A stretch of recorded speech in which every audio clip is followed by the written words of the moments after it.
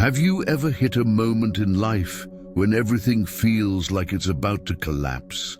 You've done all the right things, or maybe all the wrong ones, but somehow you still end up alone, unsure, afraid, on the edge of something that feels too big for you to face. That's where we meet Jacob, not the fearless father of nations we remember him to be, but a man running, exhausted, and utterly terrified, because Jacob's past was finally catching up with him. Years earlier, Jacob deceived. His father Isaac stole the blessing meant for his twin brother Esau and fled in fear. For years, he lived far from home, married, had children, grew wealthy, but now God had told him to return home. And home meant Esau, the brother he betrayed, the wound he caused, the consequence he feared. As Jacob traveled back, he received word Esau was coming. With 400 men, panic set in. Would his brother kill him? Would this be justice at last? Jacob split his family into groups, hoping at least some would survive.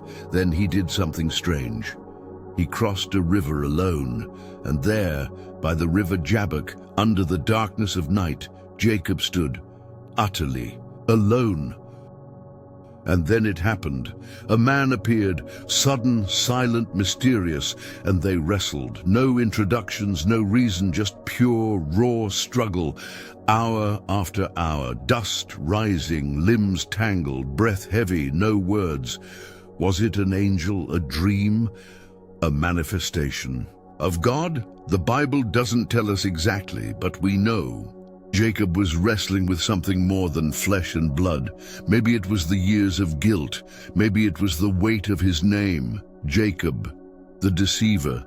Maybe it was the fear of what was coming. But through the night, Jacob fought and would not let go. Then, in one divine touch, the man dislocated Jacob's hip, a burst of pain, a surge of power. But even wounded, Jacob held tighter. "I will not let you go," he cried, "unless you bless me." And then came a question that echoed deeper than the night. "What is your name?" Not because God didn't know, but because Jacob needed to say it out loud. He had to own who he was, the schemer, the liar, the runner, Jacob. The name hung heavy in the air, but then God replied with something breathtaking. "Your name will no longer be Jacob, but Israel, because you have wrestled with God and with man, and you have prevailed." That night, everything changed. Jacob didn't just survive the struggle, he was remade in it. When morning broke, Jacob limped away from the river, but he walked with a new identity. This wasn't the first time God had worked through wrestling. Abraham wrestled with faith when asked to sacrifice his son. Moses wrestled with calling when God told him to face Pharaoh. David wrestled with guilt and restoration after sin. Even Jesus wrestled in the Garden of Gethsemane, sweating blood as he surrendered to the cross.